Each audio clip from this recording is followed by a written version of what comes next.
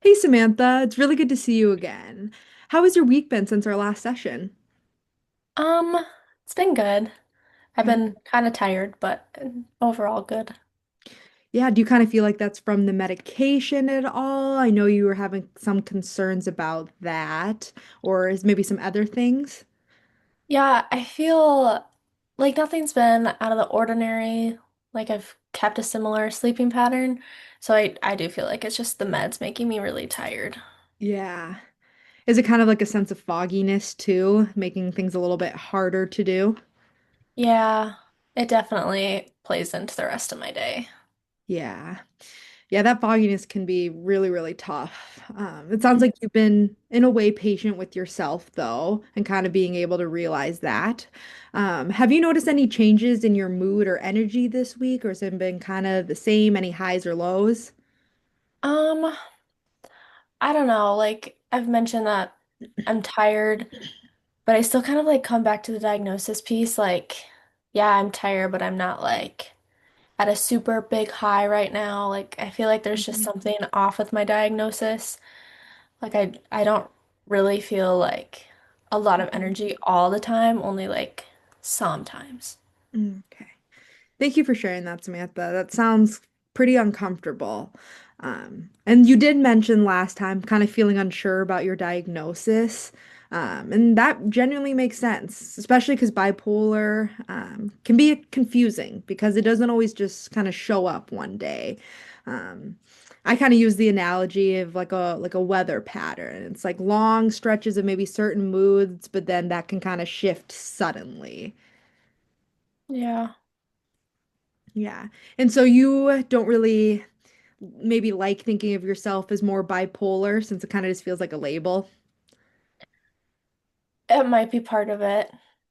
I also just feel like if I am bipolar, I should like feel like that all the time. Hmm. Yeah. I think in another way of instead of just viewing bipolar as just like I have bipolar, we can think of it more as just kind of understanding like how our brain works and how we think about things. And really the more we understand it, then the more we can prepare for what's ahead. Does that sound okay? Yeah. Yeah. And I know last time you also kind of mentioned, and if I'm jumping around a lot too, you can always interrupt and change things. But I did just want to highlight that last week you talked about how your faith can play a role. And I just want to like really quickly highlight, and I'll kind of get into that a little bit later. But you've kind of said that like prayer has sometimes helped you feel calm. And a spiritual tool can really help when things kind of turn rough. Does kind of when you are praying, does it kind of give you some of that relief or not really? Yeah. I feel like prayer is like an important part of my life, and it's something that like I think I have some sort of control in, Yeah. that I can just pray when I need to Hmm. rather than, I don't know, just like laying there thinking about it. Yeah. Yeah. It kind of gives you a second to breathe. Hmm. So I do want to touch on something really quick that I kind of learned about and that you kind of mentioned earlier in sessions that you kind of felt like someone might be watching you again. Can we maybe explore that a little bit? Yeah. Okay. Um, do you have a question you want to ask, or do you want me just to go? I think if whatever you want. I know in the past you kind of had mentioned like FBI agents were kind of outside your window. Yeah, Yeah. it's scary because I feel like there's just always people watching me. Hmm. Um, and like there's times where I do see FBI agents like in my windows, Mm. and I don't know if it's like bipolar or not. And it's just really scary.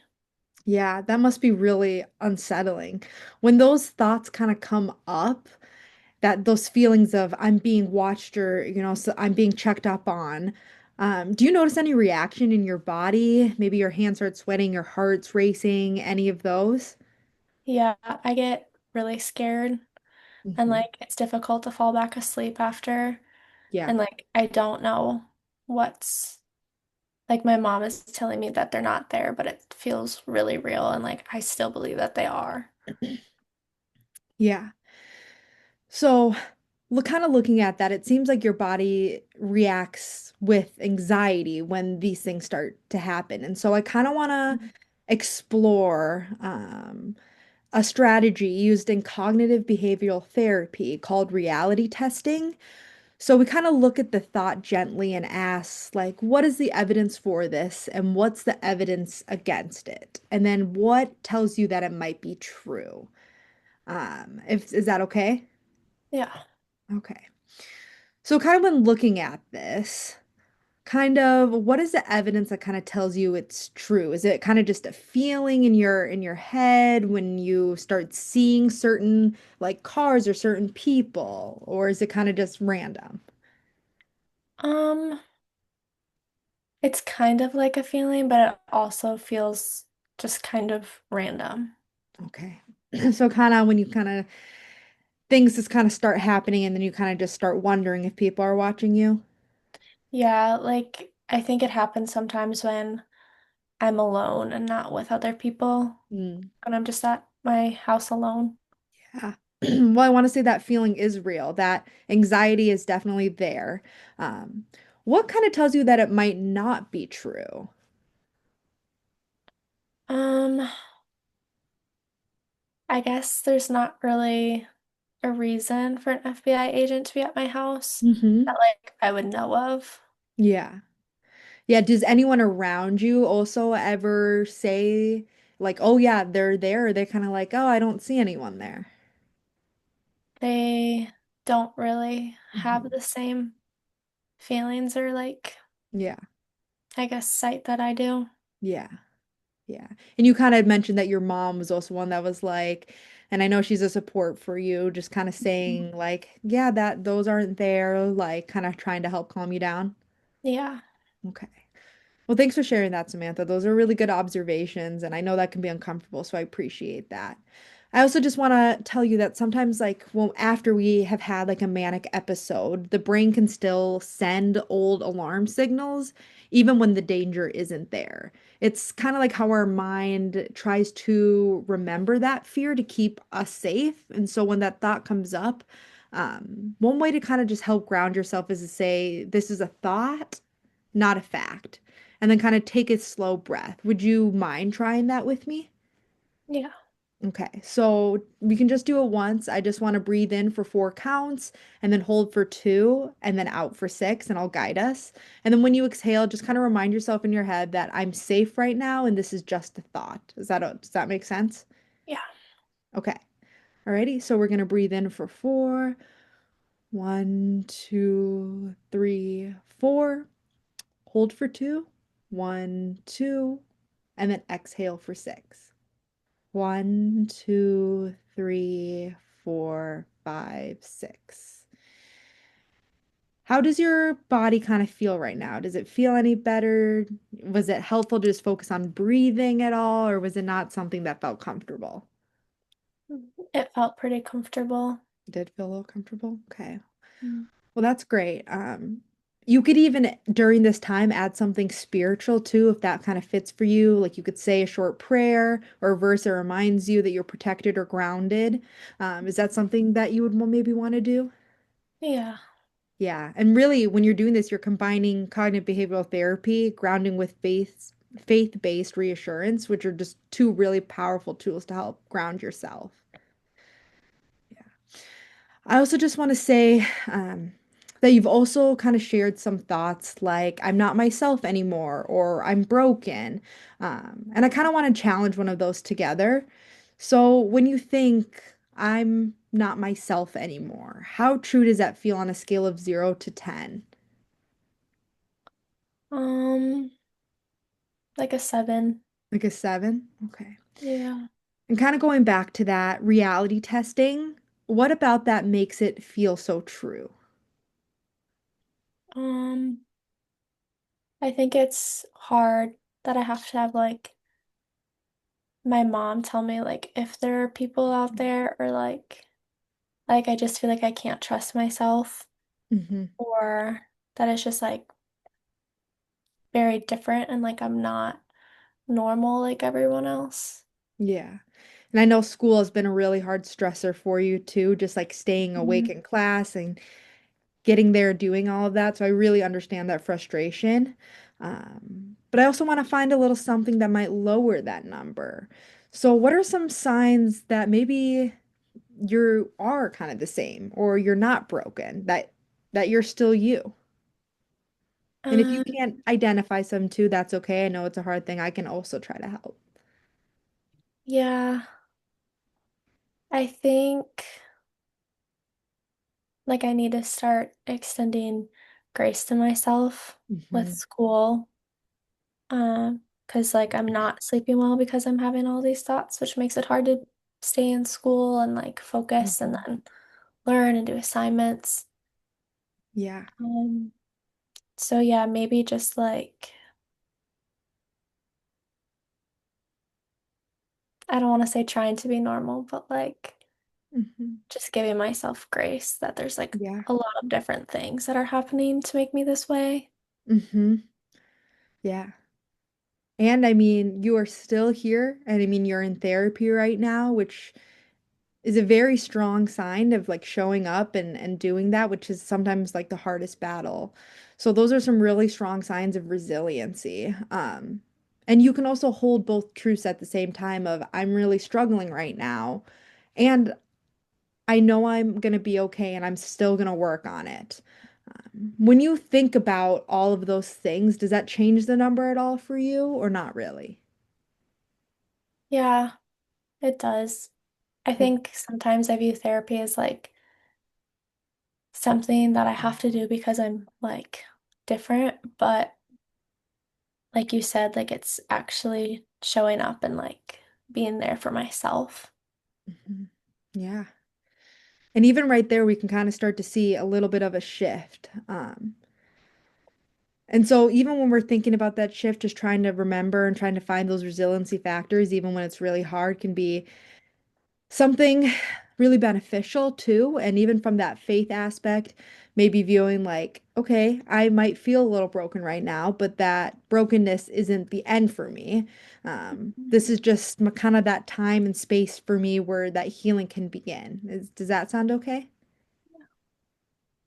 Yeah. Okay. Well, I kind of want to build on what we've been talking about. You've also said that like being outdoors um, has kind of helped you when you can, or the small times, because I know there were a lot of times where it was like hard for you to leave. Um, but maybe I'm trying to think how many days, maybe this week, you could take a short walk. Maybe it's a 5-minute walk. Maybe it's 10 minutes where you can feel safe and kind of check in with how that feels. Mm. I think with like trying to catch up on homework and stuff, it's probably realistically like maybe 4 days this week. 4 days. That's a really Yeah. good number too. Is that okay if I write that down for some of our goal setting? Yeah. Yeah. Like it wouldn't be long, but I think I could get outside. Yeah. For So like, maybe we try to do that just 5 minutes, okay? And if we can do more, that's great, but just at like maybe a minimum of five. yeah. Okay, that's awesome. So that's really part two of what we call behavioral activation. So doing something meaningful, manageable, and when our motivation is low. Um, and so I just really want to say that when we're doing this, those things when we're kind of feeling the lowest, we can get ourselves out, is that's when we start to have that activations and some of our shifts can kind of start to change. Um, so that's definitely something I would love to add into your plan.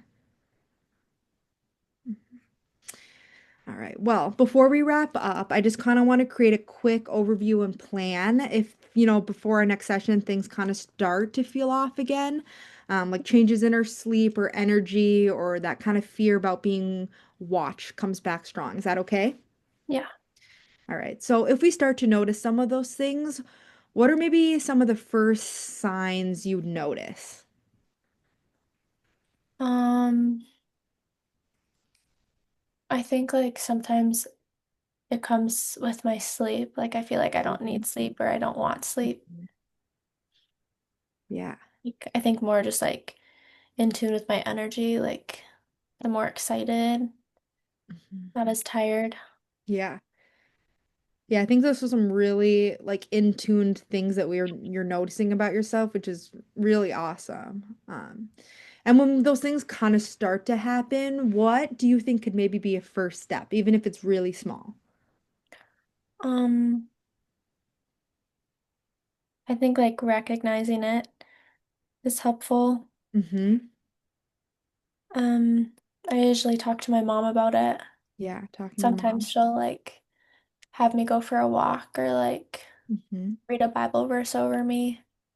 Yeah. Yeah, I think that's excellent. I think when we like can pray or read a verse, do some maybe the breathing exercise, talk with someone, that can be something that's really great for your own like safety and stability plan. Are you okay if I add those in? Hmm. Perfect. Well, I want to say you did really thoughtful and amazing work today, Samantha.